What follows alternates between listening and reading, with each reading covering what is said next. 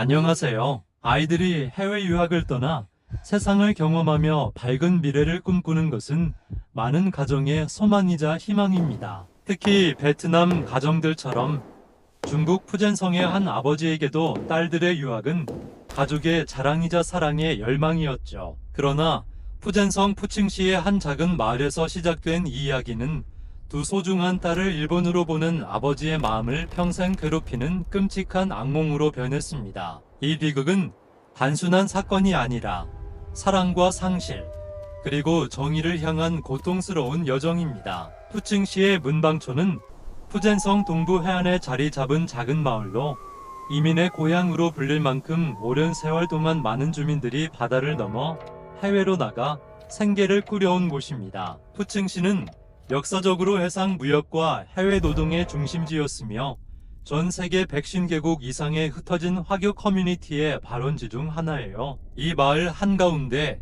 붉은 벽돌로 지어진 4층짜리 눈에 띄는 집이 있습니다. 그곳은 첸 가문의 보금자리, 마을 전체가 존경하는 평범하지만 따뜻한 가정입니다. 첸 씨 가정에는 4자녀가 있었지만 막내 두 딸인 첸 바오란과 첸 바오전이 부모님의 가장 큰 자랑이자 사랑의 중심이었죠. 바오란은 바오전보다 3살 많았고 두 자매는 모두 청순하고 부드러운 외모에 성숙한 성격을 지닌 소녀들이었습니다. 아버지 첸 씨는 근면한 노동자로서 딸들을 키우기 위해 밤낮 없이 일하며 고등학교 졸업 후 일본 유학을 보낼 꿈을 키웠습니다. 지구 반 바퀴 떨어진 일본에서도 자매는 매일 화상통화로 가족과 소식을 주고받았어요. 평범한 일상 이야기, 서로의 안부를 묻는 따뜻한 대화가 가족의 유일한 연결고리였죠. 2017년 어느 평범한 날, 첸 씨는 늘 그렇듯 딸들에게 화상 전화를 걸었습니다. 화면 속 딸들의 환한 미소가 아버지의 마음을 녹여주었고, 그는 고향 특산품을 보내겠다고 약속하며 통화를 마무지었습니다. 하지만 그 다음 날,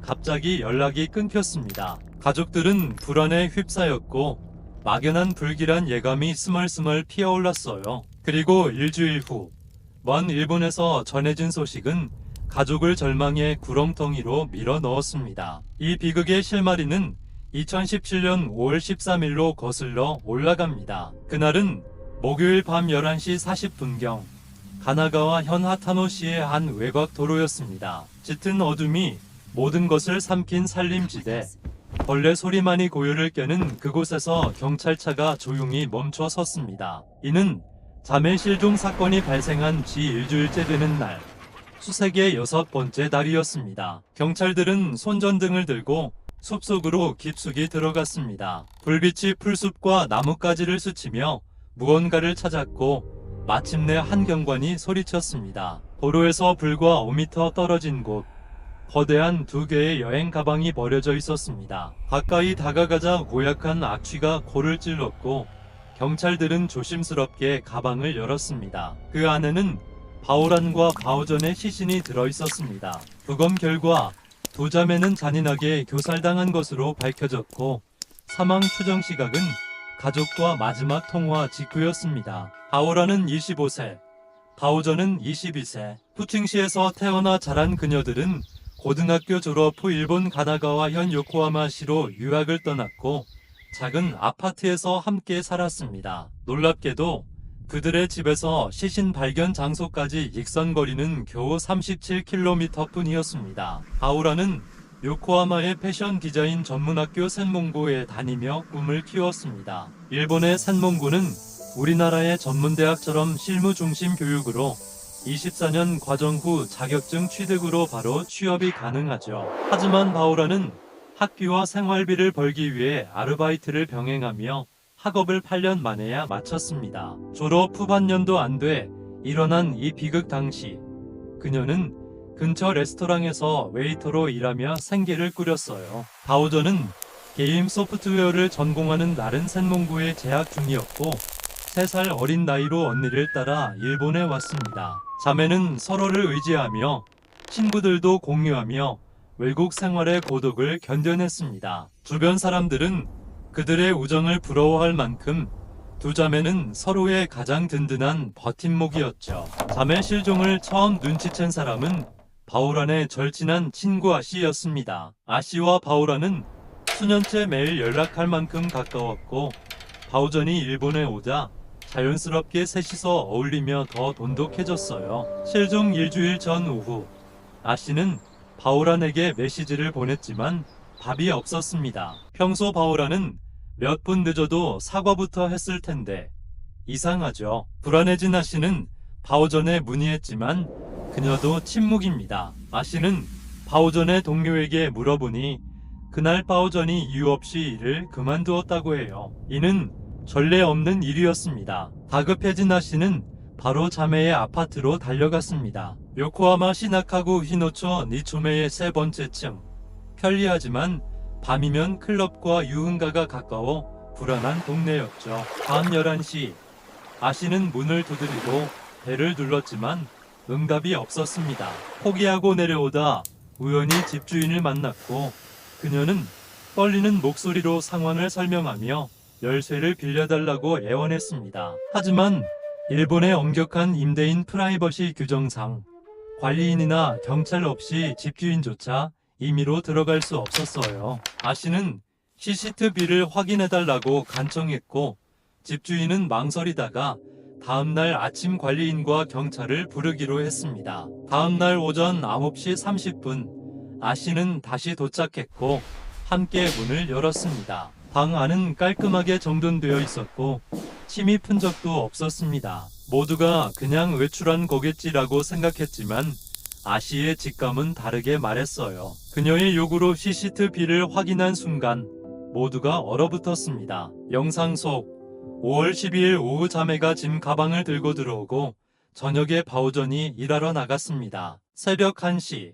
마스크와 모자를 쓴 수상한 남자가 4층에서 내려와 바오란의 집 문을 열고 들어갔습니다. 잠시 후 그는 무언가 아마도 끈들 떨어뜨리고 황급히 주워 숨겼어요. 그는 여러 번 집을 드나들며 심지어 아래층에서 물을 사 마시러 갔다가 돌아왔습니다. 4시간 동안 머물렀죠. 새벽 5시 바오전이 퇴근 후 집에 돌아오고 문이 살짝 열리다 급히 닫혔습니다. 그녀의 탈출 시도가 실패한 순간이었을 거예요. 그 후 남자는 땀을 흘리며 주변을 살피다 10시경 큰 가방을 메고 마스크 없이 나갔습니다. 그의 눈은 충혈되어 있었어요. 경찰은 즉시 수사에 착수했고 아씨는 충격으로 오랫동안 떨림을 멈추지 못했습니다. CCTV는 더 많은 단서를 주었습니다. 다음날 새벽 남자가 다시 나타나 가방 2개를 끌어내고 다른 짐들을 실어 차에 싣고 사라졌습니다. 바오란은 처음 침입 직후 바오전은 귀가 후 살해당한 것으로 추정됐어요. 놀랍게도 아씨가 처음 방문했을 때 남자가 돌아오기 불과 1시간 전자면은 이미 집 안에서 숨져 있었던 겁니다. 만약 아씨가 조금 더 머물렀다면 범인과 마주쳤을지도 모르죠. 초기 용의자는 집주인과 관리인이었지만 신체 특징과 알리바이가 맞지 않아 제외됐습니다. 범인은 자매의 지인으로 열쇠를 가진 사람일 가능성이 컸어요. 한편 푸젠성에 남아있던 첸 씨는 딸들의 침묵에 불길한 예감을 느꼈습니다. 첸 가정은 4자녀 중 장남 27세 이부모 곁에 장녀는 결혼에 떠났고 막내 2딸이 유학 중이었죠. 자매는 가족의 보배 매일 연락하며 일본 특산품도 보내왔습니다. 마지막 통화는 5월 12일 저녁 여행에서 돌아온 자매가 화상으로 아버지와 웃으며 대화한 순간이었어요. 건강 조심하세요. 아빠라는 그 말은 영원한 작별 인사였습니다. 아씨의 연락으로 첸 씨는 무너졌어요. 그는 침대에 누워 딸들의 생존을 빌며 자책의 늪에 빠졌습니다. 유학을 보내지 않았다면 이라는 후회가 그를 갉아먹었죠. 수사는 빠르게 진행됐습니다. CCTV 속 남자를 바오란의 레스토랑 동료가 지목했어요. 그는 타치바나 이와사키로 화교 커뮤니티에서 롱야야로 불린 39세 남자였습니다. 요코하마 아오바구에 사는 그는 파견직 노동자, 즉 제3자 회사와 계약해 다른 회사에 파견되는 불안정한 직업군이었죠. 일본의 장기 불황 속에서 이런 형태가 늘었지만 안정적이지 않아요. 롱야의 개인사는 모호했어요. 실직자라는 소문, 기혼자라는 말, 독신이라는 정보가 뒤섞여 있었죠. 하지만 확실한 건 그는 바오란과 5년째 알고 지냈고 모호한 관계였다는 점입니다. 바오란이 대학 시절부터 레스토랑에서 일할 때 롱야는 매주 방문하며 접근했습니다. 식사 초대, 바오전까지 동행시키며 신분을 쌓았죠. 주변 사람들은 세 사람이 웃으며 어울리는 걸 보며 오랜 친구처럼 여겼습니다. 그는 레스토랑에서 수백만 엔수억 원을 썼고 심지어 바오전 학비를 도왔다는 소문도 있었어요. 동료들은 그들은 연인 사이라고 믿었고 롱야는 바오란의 열쇠까지 가졌습니다. 실종 3일 후 그는 체포됐지만 집에 들어간 적 없다고 부인했어요. 그러나 그의 차가 CCTV에 찍혔고 수색 끝에 아타노 숲에서 가방 속 시신이 발견됐습니다. 이 소식은 중일 양국을 충격에 빠뜨렸고 소셜미디어는 분노와 슬픔으로 들끓었습니다. 일본 네티즌들은 피해자들에게 정의를 외쳤고 비슷한 사건인 2016년 장가 살인 사건을 떠올리며 화교 학생들의 안전을 우려했어요. 장가 사건은 친구가 배신해 홀로 남은 중국 유학생이 전 남친에게 살해당한 비극으로 이번 사건과 유사하게 지은 범죄와 감정 갈등이 있었습니다. 일부는 바오란이 주 타겟, 바오전은 불운한 피해자라고 봤지만 CCTV상 롱야가 바오전을 기다린 점에서 의도적이었다는 의견도 컸어요. 첸 씨에게는 상관없는 일, 그의 딸들은 할머니 품에서 자란 사랑스러운 아이들이었고 90세 할머니는 소식 듣고 쓰러졌습니다. 가족은 슬픔 속에서도 정의를 외쳤고 비자 수속 그 요코하마로 나라가 장례를 치렀습니다. 푸칭시에서 유학은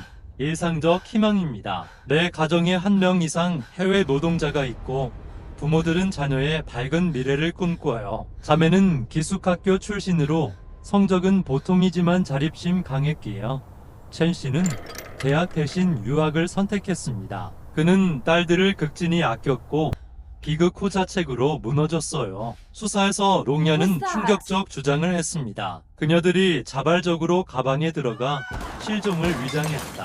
비자 만료로 추방 피하려고 그는 친구로서 도왔을 뿐 살아서 들어갔고 나는 해치지 않았다고 했지만 이는 허점투성이었어요. 법의학상 사망 전 상처가 명확하고 가방은 내부 개방 불가, 여름 더위 속 생존 불가능했죠. CCTV도 그의 독단을 증명했습니다. 온라인에는 음모론이 퍼졌지만 자매는 조용하고 착한 학생으로 기억됐어요. 한 달 후 요코하마 장례식에서 켄 씨와 형은 유고를 안고 눈물을 삼켰습니다. 그는 기자에게 딸들은 활기차게 일본 갔는데 이렇게 돌아오다니 억울합니다라고 울먹였어요. 유학생 커뮤니티는 아파트 앞에 꽃과 촛불을 놓고 추모했고 천국에서 평안이라는 메시지가 벽에 붙었습니다. 수사는 사진 한 장으로 돌파구를 열었어요. 롱야가 녹색 드레스를 입고 바오란과 웃는 사진 그의 특이한 취향을 드러냈죠. 휴대폰 기록상 그는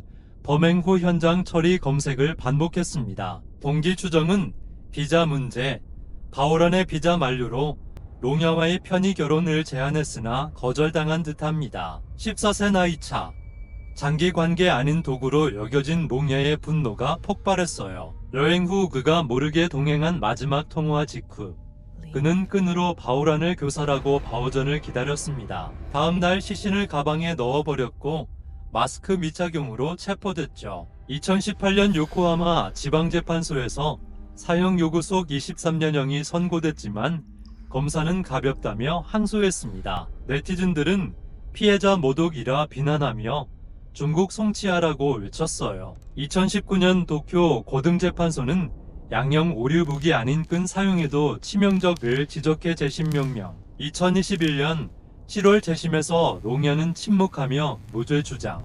검사는 무기징역 요구. 2개월 후 무기징역 선고. 계획적 범죄지만 전과 업고 동기 불명확으로 결정됐어요. 재판소는 자녀 생애 반성하고 피해자 보상하라고 당부했습니다. 2022년 고등재판소, 2023년 10월 최고재판소가 이를 확정지었습니다. 롱야는 여전 무죄 주장했지만 종신형으로 감옥에 갇혔습니다. 이 사건은 장가 사건 등과 함께 화교 안전 문제를 촉발했어요. 2025년 현재 일본 내 중국 유학생 수는 10만 명을 넘지만 범죄 예방 캠페인이 강화됐습니다. 최근 통계상 화교 대상 범죄는 감소 추세지만 지인 범죄의 교훈은 여전하죠. 첸 씨는 유골을 푸친 산속 묘지에 안치하고 딸들의 물건을 간직하며 산습니다. 왜?